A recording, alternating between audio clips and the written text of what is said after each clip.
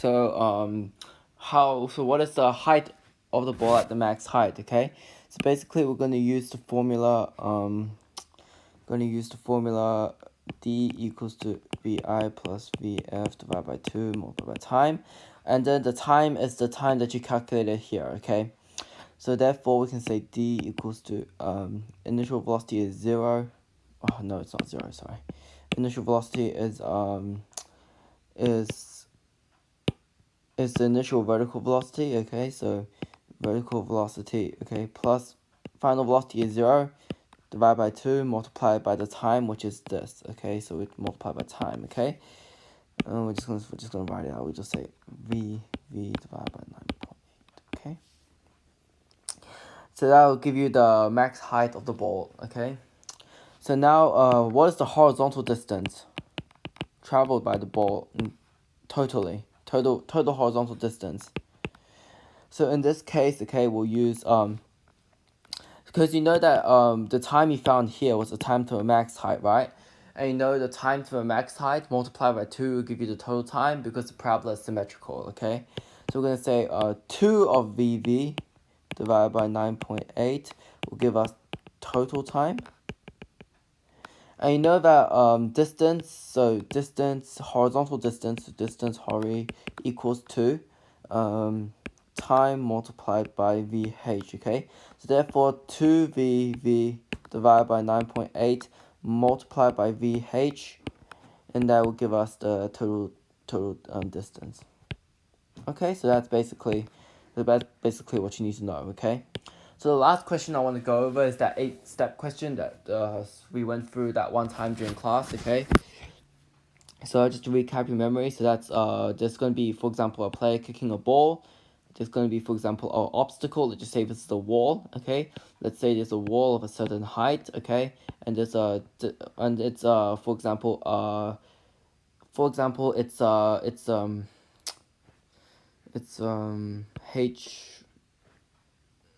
h1 meters away. Okay, so basically what is the height of the ball when the ball has traveled this amount of distance? Okay, so basically what is the height of the ball when the ball is here? So when the ball has traveled from here to here. Okay, so that's basically what this question is asking you to do. First step in this question, okay, is to figure out how long will the ball take to reach the wall. Okay, and that's simply the horizontal distance here divided by this horizontal distance divided by the horizontal component. Okay, so you know that we just said in like 1 minute ago that VH multiplied by time equals to distance. Okay, so now we know we'll just say it's h1. Okay, so equals to h1. Okay, so therefore we can say that what am I doing?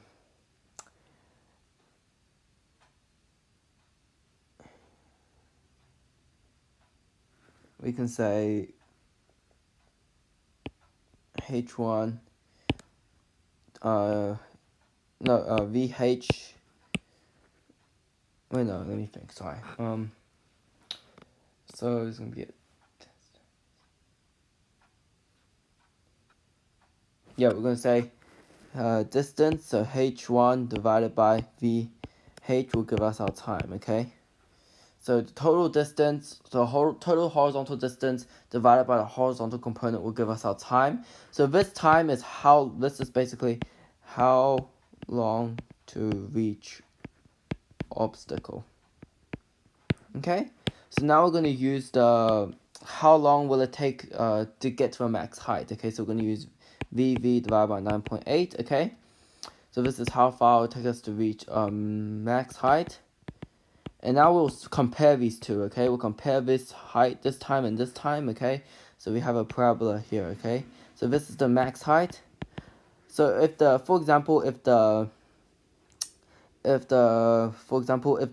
this time ends up being around, if it ends up being here, so that's after the max height. So if t is greater than max height time, then okay, then you carry out some calculations, okay? So then, okay, we'll find out. So first things first, we found out what is the velocity of the ball. What is the vertical velocity of the ball? The ball at this point. Okay, so now to find this out, we'll use Vf equals to Vi plus At. Okay, so now we know that the ball starts from here. Okay, and we're gonna try to figure out how fast the ball traveling when it reaches this point. Okay, so now we know Vi is equal to 0 because when the ball's at the max height, the vertical velocity is 0. And I'm trying to find the vertical velocity because the obstacle has a vertical height. Okay, and because that has vertical height, we're calculating the vertical in terms of vertical velocity. Okay. So now we don't know the VF. So VF we don't know. VI we know is 0. Now A is positive 9.8 because that's because the velocity, so the acceleration is moving in the same direction of the velocity. Okay. So 0 plus 9.8. Okay. And the T. So what is this T? So what does this mean? So this basically means this T here. This T here minus max height. Okay, so max height T. Okay, so this T is basically, we'll just say T minus max T. Okay, so now we'll find out our VF equals to 9.8 T minus max T. Okay, and now finally we're gonna figure out the total distance traveled downwards. Okay, so there's gonna be a maximum height. Okay, and what is the distance traveled downwards from that maximum height in this period of time? Okay, and with the final velocity being a certain amount. Okay, so D equals to Vi plus Vf divided by 2 multiplied by time. Okay, so again we'll say D equals to Vi. Okay, initial velocity is 0 because max height starts from the max height, so it's 0. Plus, okay, Vf we found out was 9.8 minus, no, sorry, time 9.8 times T minus max height. No, not minus max height. Okay, sorry, don't get confused. It's not minus max height. It's minus time to max height. Okay, so T minus max time. Okay. Okay, so divided by 2, and then we're gonna times by T. Okay, this T once again is just T minus max T. Okay, so T minus max T, and that will give us our distance. Okay, so basically we need more space. That's basically what I'm just gonna continue this on another page, or yeah, we'll continue on another page. Okay, so we'll say D equals to 0 plus 9.8 multiplied by T minus max T divided by 2 times T minus max T. Okay, so now we can say D equals to 4.9 T minus max T minus max T. Okay. Okay, so therefore D equals to 4.9 T minus max T squared. Okay. So this is the total distance traveled downwards from the max height. Okay. So now we're gonna say max height minus this distance traveled downwards minus 4.9 T minus max T squared. Okay, and that will give us our height. Okay, and this is the height we're looking for. Okay, so now you'll compare this height. You'll compare this height to the height. So for example, we have our player. So we have our player kicking the ball. Okay, it's kicking the ball. This is 28, not 28. What am I saying? Where did that come from? Okay, so let's say this is a velocity. Okay, let's say this is a distance h1, and this is the wall h. Okay, so now you'll compare this h. So you'll compare the height of the obstacle to this height here. Okay, and if this height is, so if height, So we'll just say this is this. Okay, so this height is this height. So this height is greater than h. So h is the obstacle height. So we'll just say obsta height. Okay. Then, oh shoot. Sorry guys. Then ball reaches then ball goes over obstacle. If height is lower than obstacle height, then ball does not go over obstacle. Okay, so that's basically this question. Okay, hopefully you can understand what I'm talking about here. Okay, so another situation is when we're comparing the t. So here's the max height and the maximum. Okay, so now the question is, the big question is, sorry guys, so what if okay, so I'm just going to tell you what I'm referring to. We'll come back to this document. I'm going to tell you what I'm referring to. I'm referring to what I'm referring to is, okay, so if this t, so time to reach the obstacle, so time to reach obstacle is less than time to max height. Okay, so if so basically if the time to reach the obstacle is less than the time to the max height. Okay, so if it's less, okay, if it's less than the time to the max height, then it'll be somewhere here. Okay, so it'll reach the wall at this point. No, I mean, like, this is just an example. Okay, so let's just say the ball reaches the obstacle at this point, okay, which is before it reaches the max height. Okay, so how are we gonna do it in this situation? Okay, so now, okay, we're gonna find what is the vertical velocity of ball at this point. Okay, so now we're gonna use VF equals to VI plus AT. Okay, so now in this case we know VI is equal to the initial vertical velocity acting upwards, and that's right, and VF we don't know, and A and T we don't know. Wait, we can't do this yet. Right, there's another step first.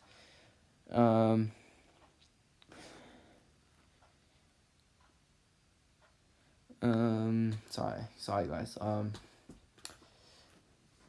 You have to do something first to find the time.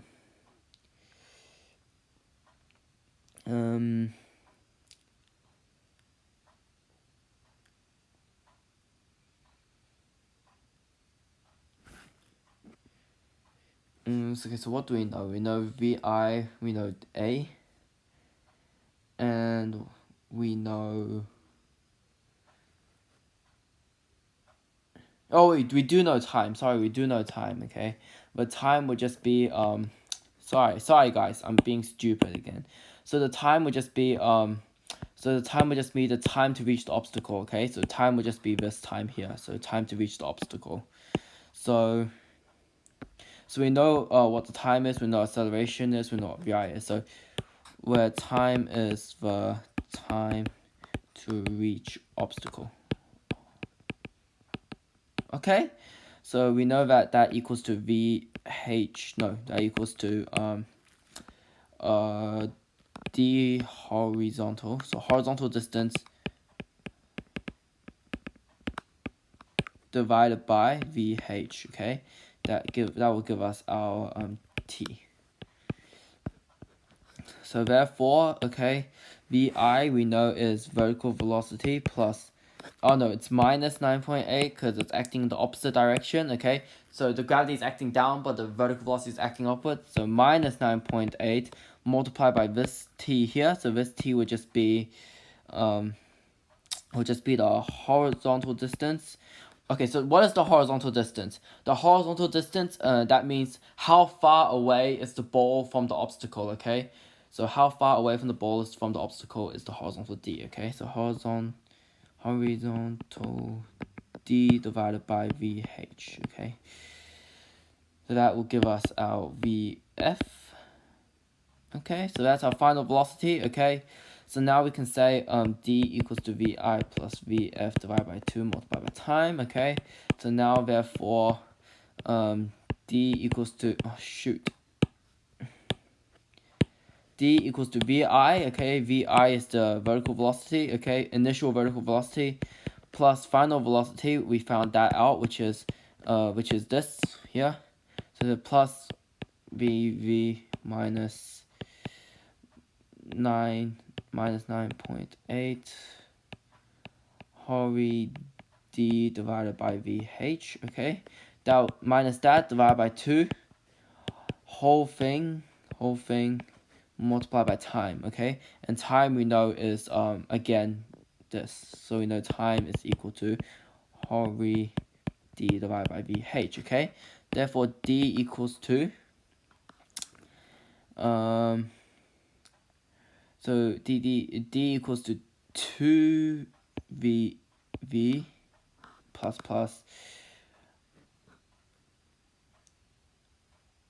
oh no, what can we do? Okay, so let me simplify this. So vv equals to, not vv, d equals to vv plus vv minus 9.8. Okay, we're just gonna say hori d divided by vh, okay? Okay, divided by 2 multiplied by time. So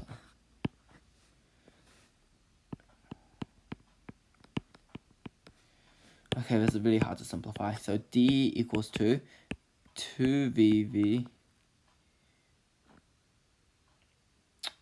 minus 9.8 horizontal distance divided by vh multiplied by hori d divided by vh. Okay, this is a bit complicated. I don't want to make a mistake, okay? If I make a mistake, then I don't want that to be responsible for you failing the test, okay? So basically, you're going to substitute the vertical velocity into a formula. You'll first substitute the horizontal distance and the vh. So you'll find the time it takes to reach the obstacle, and you'll substitute the initial vertical velocity. You'll substitute the final velocity, which is basically using this formula. You'll substitute, and then you'll find using horizontal distance. So time to reach the obstacle. So not time. So using the distance from the obstacle divided by distance from the obstacle divided by the horizontal velocity. Okay, that'll give us your time. Okay, so using these variables, okay, substituting to this equation, okay, and that should give us your d. And if d is greater than obstacle height, okay, you should know this. So basically, that's if d is greater than the obstacle height, then it goes over. If d is less than obstacle height, then it doesn't go over. Okay. Alright, so that's basically it, I think, for projectile motion. I know the calculations are a bit funky, it's a bit annoying, but I don't think there's any other simpler way to work out the question, okay? And it's necessary if you want to get an excellence grade. So you know that this type of questions are excellence questions, okay? I really hope that you understand everything in the projectile motion and the momentum that I said in this video. I know it's the calculation there at the end is pretty complicated, but just remember you're just substituting in the numbers they give you, okay, and just doing the same way that I did, and that should give you your final answer, okay? If there's anything you don't understand, quickly leave it in the comments below, okay? Thank you for watching the video. Thank you. Bye.